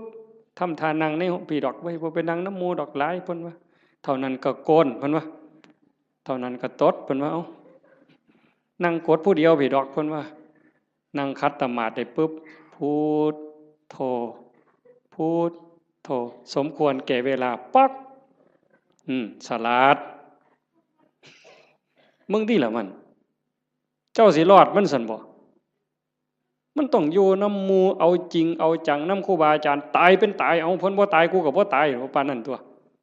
เทื่อมันสิเป็นขู่เป็นคนนี่แม่ใหญ่ตามใจเจ้าของนี่พังหมดหลวงปู่บุญเสริมนี่เรามาอยู่น้ำหลายปีตามใจตัวชั่วระยำเราบ่ว่าธรรมดาเด้ตามใจตัวชั่วระยำแม่นความเพิ่นอาตมาบ่เถียงอาตมานี่ล่ะผู้หนึ่งยิ่งว่าเจ้าของเป็นอาจารย์นี่โอ้ยมือบ่อยากลุกนี่หาว่าเจ้าของเมื่อยพุ่นเด้โอ้ยเฮาเมื่อยเว้ยเพิ่นว่าจะคิดเรื่องหยังต่อเรื่องหยังเรื่องบ้านเรื่องคนแน่ผู้นั้นก็มาถามผู้นี้ก็มาถามบ่ได้พักบ่ได้พรเพิ่นว่ามื้อคืนมาดึกเพิ่นว่าเด้อันลูกวัดบ่ลูกนี่นอนตายนอนกินวัดกินว่าพุ่นเพิ่นว่าคือผู้อื่นนี่เอาให้ตายรถเจ้าของนี่โอ้ยขออ้างสารพัดวางต้นปีนี่เขาแฮงว่าสิตายแฮงแต่ได้ทามันกิเลสบัดนี้บ่ต้องลุกดอกเขาว่าเจ้าบ่สบายเขาฮู้หมดวัดนั่นล่ะโว้ยบัดเฮ็ดแนวอื่นบัดนี้นะบ่เป็นเรื่องเป็นราวบ่ได้คิดว่าเจ้าของโซ่จักเม็ดบัดนี้เป็นแนวนั้นเด้ทั้งนั้นต้องทบทวนเบิ่งเจ้าของตั้งแต่มื้อฮู้จักความมามื้อเข้าวัดเข้าว่ามาจนฮอดมื้อนี้ความโลภลดลงบ่ความอิจฉาหมู่นี่ลดลงบ่ความเข้าใจในข้ออัดข้อธรรมมันเพิ่มขึ้นบ่ง่ายเด้อโยมเด้ออันนี้กิเลสมันก็ฉลาดเด้เวลาครูบาอาจารย์ถามปัญหาถามนั่นถามนี่มันสิทำท่ายืดไว้ดอกคันเพิ่นถามเป็นจังไดยายขอนั้นเจ้าว่าจังไดเพิ่นสิหลับตาปั๊บโลดเที่ยงทีลี่ อย่ามายุ่งเด้อข้อยกำลังนั่งสมาธิเพิ่นว่าเพิ่นย้านเพิ่นตึกถามย้านจากอายหมู่มึงที่ละมันนี่ก็คือม่านย่าถ้าเฮาปฏิบัติธรรมบ่เห็นม่านย่าเจ้าของนี่จบแม่ใหญ่เจ้าอย่าคุยข่อยบอกเลยว่าเจ้าอย่าคุย สมเจ้าว่าแต่พระครูเด้อเว้ยฮอดสมเด็จเจ้าคุณสมเด็จว่าไปโลดคันเจ้าบ่เห็นม่านยาเจ้าของบ่เห็นเล่ห์เหลี่ยมในใจเจ้าของนี่มันว่ามันตัวผู้อื่นที่แท้มันตัวเจ้าของเล่ห์เหลี่ยมตรงนี้น่ะ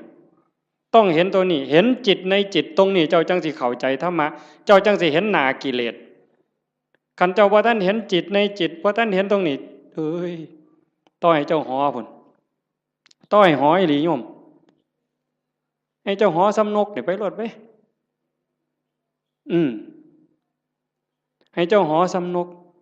เรียกนี่อย่าว่าแต่3โต6โตให้เจ้าบอกมาโลดถูกทุกงวดก็สร้างเจ้าบ่ม่มนรกดอกไปบ่รอดเจ้าพัฒนาจิตเจ้าบ่ได้แน่ๆอย่าว่าได้ยายทั้งสัญญาติโยมต้องฝึกการละบาปการทำบุญการทำดีแล้วก็ต้องละเฮ็ดหยังทำหยังพยายามว่าง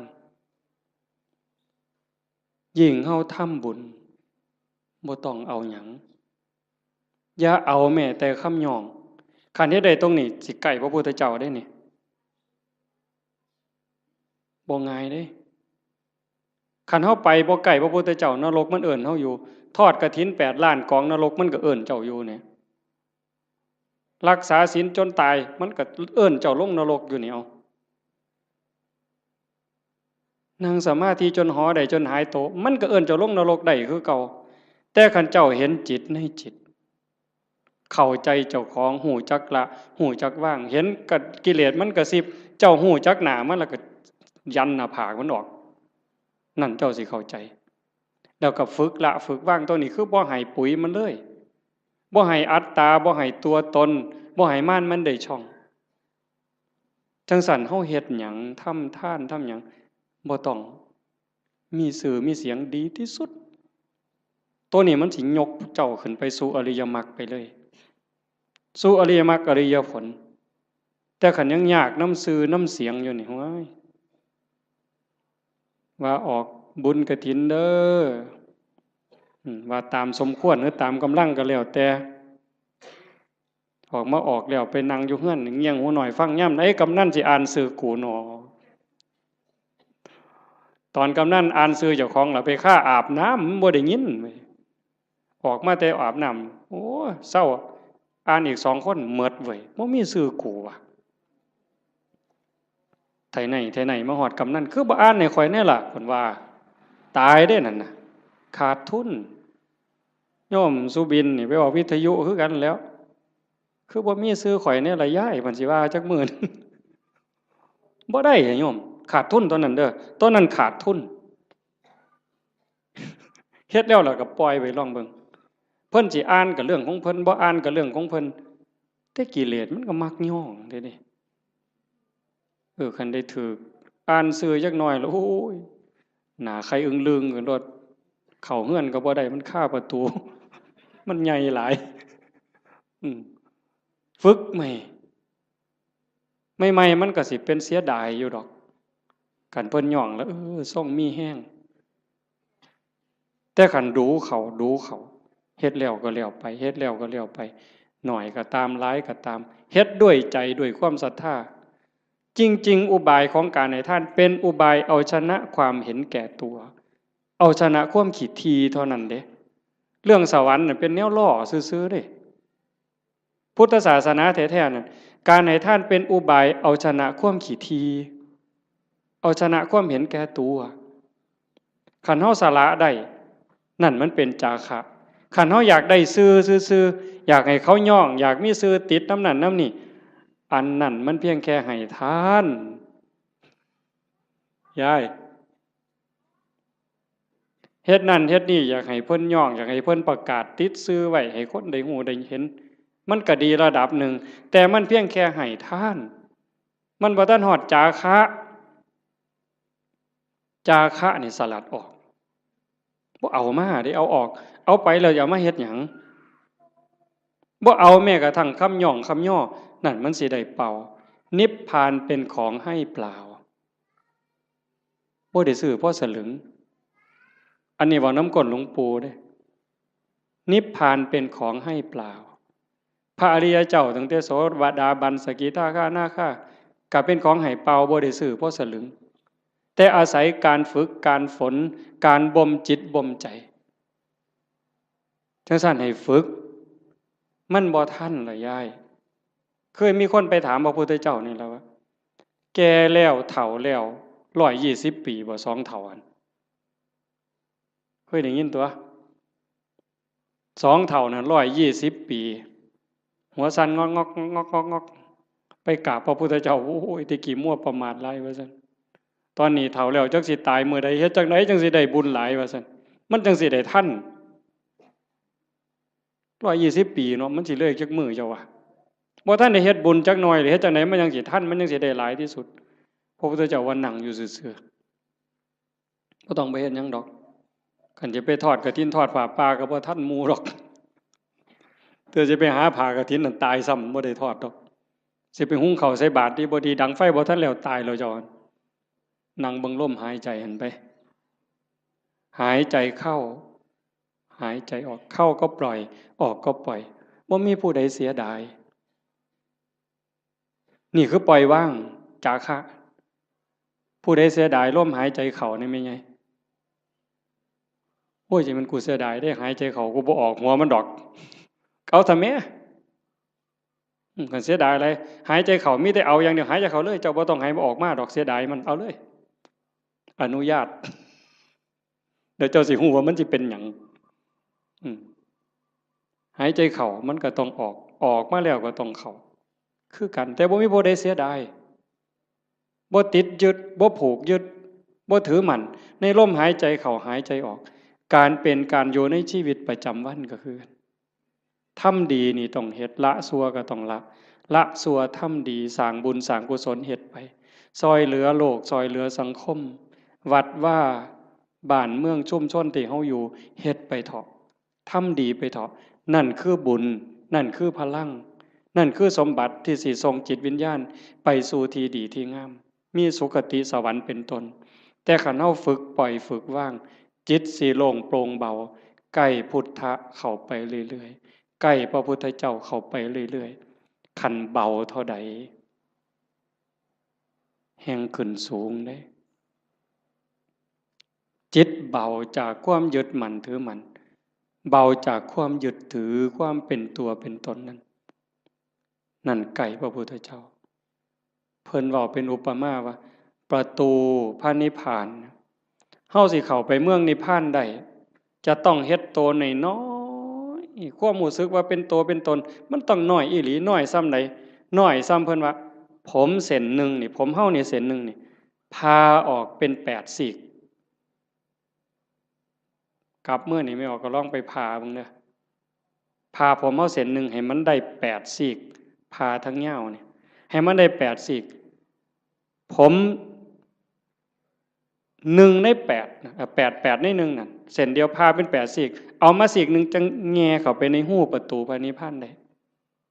ความรู้สึกเป็นโตเป็นตนเป็นกูนี่นะบอกภาษาเฮากูเป็นยามึงตัวกูเป็นแม่มึงตัวกูเป็นแม่เฒ่ามึงตัวให้มันเหลือน้อยซ้ำกับผมเส้นหนึ่งพาเป็น8ซีกจังสิเข้าประตูพระนิพพานไปหาพระพุทธเจ้าได้จังซั่นการทำลายความเห็นแก่ตัวแบบเอาของคนอื่นอันนั้นย้อนโลภย้อนโกรธพานแต่เห็นย้อนคุณงามความดีอยากได้ชื่ออยากได้เสียงต้องถูกย่องต้องถูกย่อต้องถูกประกาศต้องถูกสรรเสริญจังแม่นอันนั้นก็ได้ไปแค่สวรรค์ได้แค่ทานแต่บ่ทันฮอดจาคะคันสลัดออกบ่ต้องมีก็ได้ชื่อบ่ต้องย่องก็ได้แต่ว่าข่อยสำบายใจข่อยได้บูชาพระพุทธเจ้าข่อยก็มีความสุขข่อยก็ได้เป็นสมบัติยิ่งให้ออกไปเท่าใดก็คือกับทมน้ำลายเพิ่นเปรียบจังซี่คือกับทมน้ำลายบ่เสียดายพระเจ้ามหากัปปินะพระเจ้ามหากัปปินะเป็นพระเจ้าแผ่นดินจ้างคนเด้ทุกมื้อจ้างทหารนี่ออกประตูเมือง4ทิศตะเว้นออกตะเว้นตกเหนือใต้เพื่อไปสืบข่าวพระพุทธพระธรรมพระสงฆ์เป็นเวลา40กว่าปีแต่อาตมาจำบ่ผิด40กว่าปีบ่ได้ยินข่าวนี่แต่ก็เสียมื้อละหมื่นเนี่ยจ้างคนบัดมื้อนึงเพิ่นไปประพาสป่าไปชมสวนนี่ล่ะคันแม่นหมอลำก็ได้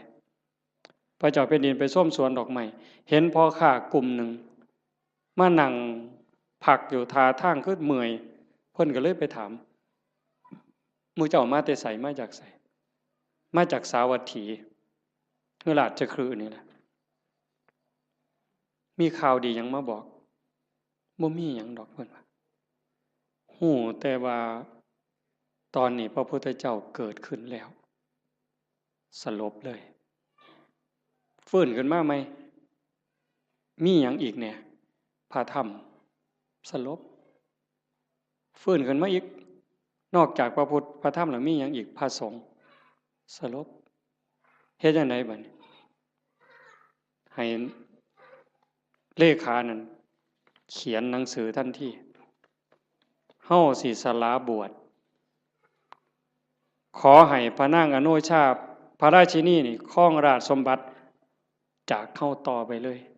เฮาจะบวชแล้วบ่กลับอีกแล้ว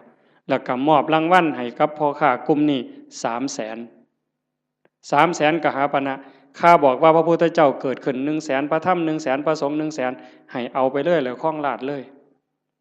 จากนั้นก็ไปเลยออกบวชพวกพ่อค้านี่ก็มันก็ดีที่บัดนี้เนาะบ่ได้เฮ็ดหยังภาษาเอามาเว้าซื่อๆซ้ำนี่เว้ยได้300,000ถือศาลนี่ไปแจ้งกับพระนางอโนชาเขาก็ว่าเป็นบ้าเป็นหยังจังสิได้หลายปานนั้นเว้าให้ฟังเบิ่ง เขาบอกเพิ่นพระเจ้าแผ่นดินไปบวชแล้วเพิ่นได้ยินจังซี่เพิ่นก็เลยสร้างมาแนวนี้พระพุทธเจ้าพระธรรมพระสงฆ์พระนางอโนชามีความรู้สึกว่าเป็นหยังคือให้หน่อยแท้มันเป็นข่าวประเสริฐปานนี้พระนางอโนชาเพิ่มให้พระพุทธ300,000พระธรรม300,000พระสงฆ์300,000เป็นเท่าใด1,200,000มีไง1,200,000เนี่ยมาแจ้งข่าวพระพุทธพระธรรมพระสงฆ์ซื่อๆแล้วก็ถามว่าพระเจ้าแผ่นดินไปไสเพิ่นออกบวชแล้วไปหาพระพุทธเจ้าแล้วเพิ่นบอกให้พระราชินีนี่คล้องลาดนี่อ่านหนังสือให้ฟังพระนางอโนชามีความรู้สึกว่าเรื่องอีหยังราชสมบัติทั้งหมดนี่คือกับน้ำลายที่พระเจ้ามหากัปปินะทมถิ่มลงกลางดินเรื่องหยังเขาจะไปดูดเอาน้ำลายมากินใครแม่นเฮาเนี่ยมันบ่เป็นแนวนั้นเด้ถ้าบุญบ่พอนั่นคือบุญเปิ้นพร้อมบุญพอแล้วเข้าใจในเงื่อนไขของชีวิตเข้าใจเงื่อนไขของวัฏสงสารแล้วความจริงของโลกของธรรมแล้วพระนางอโนมามีความรู้สึกว่าราชสมบัติอำนาจทั้งหมดคือกับน้ำลายที่พระเจ้ากับพระเจ้ามหากัปปินะทมถิ่มแล้วเรื่องหยังเฮาสิไปดูดมากืนกินเฮาก็สิบวชคือกันออกบวชคือกันตอนเพิ่นไปเฝ้าพระพุทธเจ้าเพิ่นบอกอัศจรรย์อัศจรรย์ไปพ่อแม่น้ำพระเจ้าแผ่นดินไปก่อนไปพ่อแม่น้ำบ่มีแพบ่มีเหือเฮ็ดจังได๋อ้างคุณพระพุทธเจ้าด้วยสัจจะที่ไปเฝ้าพระพุทธเจ้าออกบวชด้วยศรัทธานี่ขอให้สายน้ำนี่อย่าสะเป็นคือน้ำให้น้ำเป็นคือหินขี่ม้าเหยียบน้ำไปคือเหยียบหินนี่แก๊บแก๊บแก๊บแก๊บแก๊บแก๊บบ่เปียกบ่หยังเลยสายที่2คือกันสายที่3คือกันสายผ่านแม่น้ำ3สายไปได้มา1,000 คนมา1,000 ตัวคน1,000 คน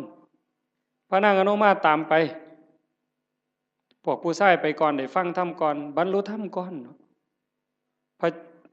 เจ้ามหากัปปินะพร้อมทั้งบริวารทหารนั่น1,000บรรลุธรรมพวกพระราชินีตามไปสาราราชสมบัติตามไปคือกันไปเจอน้ำกับคนฉลาดพระเจ้าแผ่นดินเพิ่นไปได้แนวใดบ่มีเรือบ่มีแพเพิ่นต้องอาศัยสัจจกิริยาจังซี่ตั้งใจตามไปได้คือกันสายที่2ก็ข้ามได้สายที่3ก็ข้ามได้พอไปฮอดพระพุทธเจ้า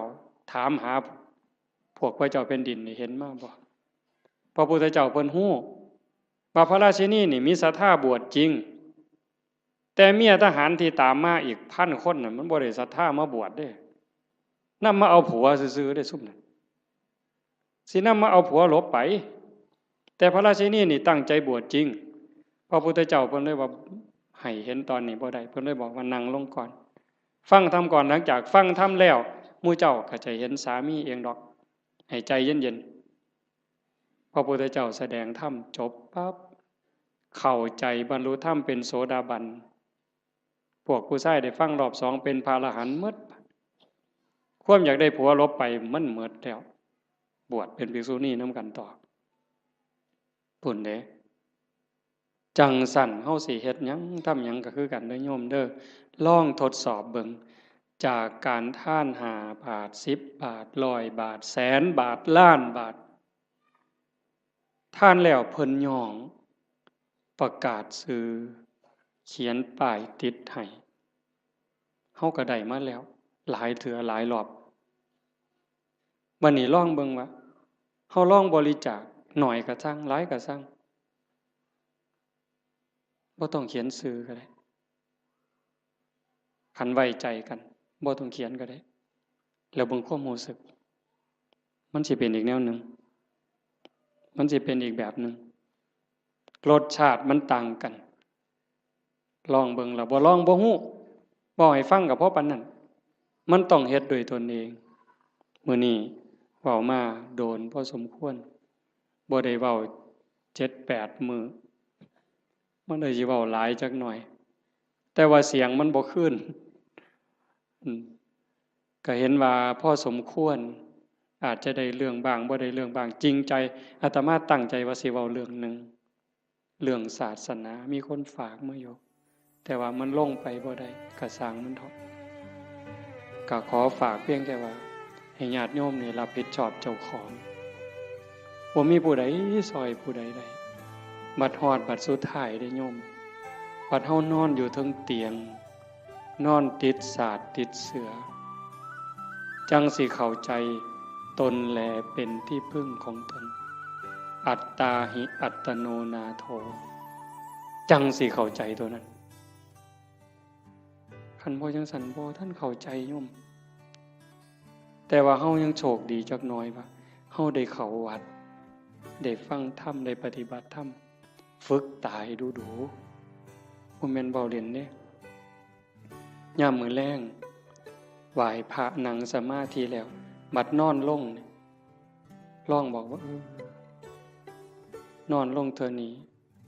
สิบ่ได้ลุกอีกแล้วเด้อตายแล้วล่ะบัดนี้บอกเจ้าของจังซี่แล้วก็ทำใจหามันแม่นอีหลีเลยนี่จังได๋สิเฮ็ดแนวใดเครียดให้ไผสั่งให้ไผอาฆาตไผติดหนี้ผู้ใดว่างละออกขันใจเฮายังวุ่นวายมันไปอบายเด้สอนเจ้าของจังซี่เฮ็ดจังไดใจสิสงบขันใจสงบก็ไปสู่สุคติจังสันนอนลงกับเบิ่งอาจจะเบิ่งล่างเจ้าของนอนไล่ตั้งแต่ฝ่าเท้าฮอดปลายผมตั้งแต่ฝ่าเท้าฮอดปลายผมปลายผมฮอดฝ่าเท้าบาปก็เฮ็ดบุญก็เฮ็ดดีก็เฮ็ดหลายบุญก็เฮ็ดหลายชั่วก็มีสุดท้ายก็ซ้ำนี้ตายแล้วเอาหยังบ่มีแนวเอาร่างกายก็เอาบ่ได้มีอย่างเดียวที่สิปลอดภัยที่สุดคือเฮ็ดใจให้สงบหลังจากเบิ่งร่างกายจากฝ่าเท้าฮอดปลายผมมืออยู่จังใดแขนอยู่จังใดขาอยู่จังใดหันมาเบิ่งลมหายใจหายใจเข้ายาวละเอียดออกยาวละเอียดลมเข้าลมออกลมเข้าลมออกผู้ใดใส่พุทโธกับพุทโธไปให้มันหลับไปครับจังสันซุมื้อนี่คือการเตรียมตัวตายที่ดีที่สุดบ่มีผู้ใดซอยได้ที่ว่าเฮ็ดกฐินล้านกองหาบัดเฮาเจ็บเฮาปวดแม่ใหญ่บัดใกล้สิตายมันเจ็บมันปวดทุรนทุรายมันบ่คิดฮอดกฐินนั่นดอกบ่คิดฮอดปิ่นโตบ่คิดฮอดบวชลูกบวชหลานซ้ำดีบ่ดีนิมิตขาเป็ดขาไก่ขากบขาเขียดมันมาหลอนเอาใจขาดปัดตอนกำลังทุบหัวกบใจขาดปัดไปเลยตกนรกท้วนเลยกฐินแสนกองท่าให้พ้นจากกบตัวนั้นก่อนแต่ขันเบิ่งจิตเบิ่งใจให้ดีเบิ่งลมให้ดีเฮ็ดจิตให้สงบให้มันเป็นนั่นล่ะบาปก็บ่เอาบุญก็บ่เกี่ยวละอย่างเดียวว่างอย่างเดียวบุญเนี่ยมันตามอยู่แล้วว่างอย่างเดียวจิตเป็นอิสระดีบ่ดีจากปุถุชนคนกิเลสหนายกไปสู่ความเป็นพระอริยเจ้าได้บ่พ้นสมัยเด้พระพุทธเจ้าเพิ่นบอกยืนยันว่าแม้ปัจจุบันพระอรหันต์ก็ยังเป็นได้ตราบใดที่พุทธบริษัทยังเป็นอยู่โดยชอบโลกนี้จะไม่ว่างจากพระอรหันต์โยมก็เป็นได้หมดทุกคนขออนุโมทนาสาธุกับญาติโยมทุกคนทุกท่านก็ขอรัตนาอ้างอิงอำนาจแห่งคุณพระศรีรัตนตรัยคุณของพระพุทธเจ้าพระธรรมพระสงฆ์และอำนาจแห่งบุญกุศลคุณงามความดีที่มีทั้งหมดทั้งมวลในสากลและจักรวาลจงหลอมรวมเป็นตบะเป็นเดชะเป็นพลวปัจจัยเอื้ออำนวยหนุนส่งให้ท่านทั้งหลายจงเป็นผู้แกล้วกล้าอาจหาญร่าเริงในการสร้างบุญสร้างกุศลสร้างคุณงามความดีให้ยิ่งขึ้นไป